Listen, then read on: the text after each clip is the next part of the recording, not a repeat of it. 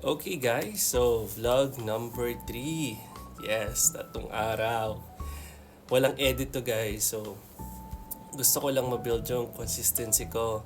At the same time, gusto ko lang ma-practice kung ano yung kailangan ko pang improve.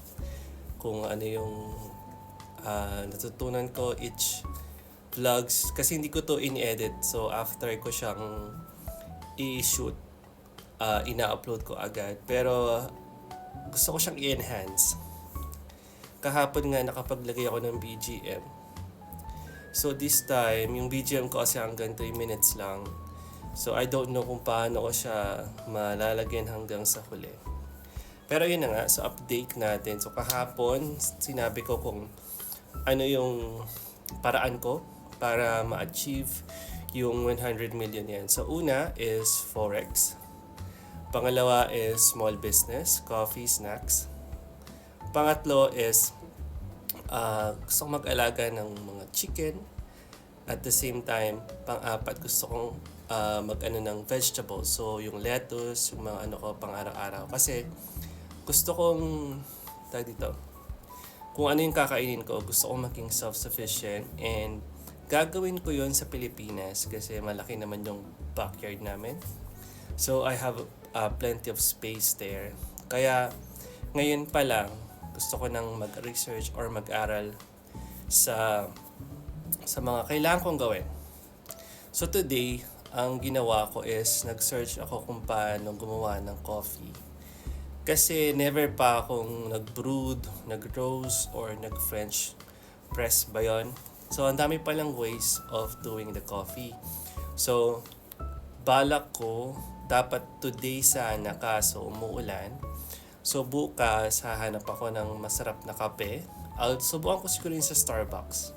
Tapos hindi ko pa alam kung brewed, espresso ba. Hindi pa kasi tapos yung video. So yun, itatry ko siyang kunan para matry ko naman yung hindi lang mukha ko yung nakikita nyo. So tapos I think ang gusto kong gawin is create ng videos kung paano ko siya ginagawa. Tapos kailangan ko din mag-aral ng snacks kasi sabi ko 'di ba kailangan ko ng snacks. So na-inspired ako kay Neneng B ba yun? And sa yung mga nag-fishball. So gusto ko yung snacks na hindi siya mahirap gawin. Tapos hindi siya time consuming. Tapos gusto ng lahat. So yun siguro yung gagawin ko. Kasi December pa naman and ang balak kong umuwi na sa Pilipinas is sa around April. Pero this August uwi ako. So sa ibang video na muna yon. So yun na nga. Tapos update ko sa Forex ko.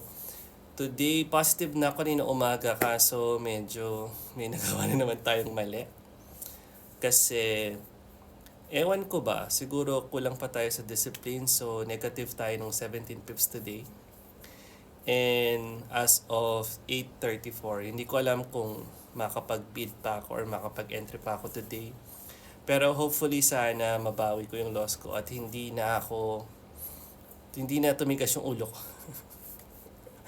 Kasi kailangan ko ma-practice yon. Tapos, ano pa ba? At the same time pala nakalimutan ko, gusto ko din palang magturo ng Japanese. So, I hope sa next videos ko maglalagay ako ng mga words or try ko maglagay ng mga hindi small Japanese, mga Japanese words dito para may natututunan naman kayo habang may sense naman yung pakikinig niyo sa akin. So, yun. So, try kong maghanap ng mga Japanese world words.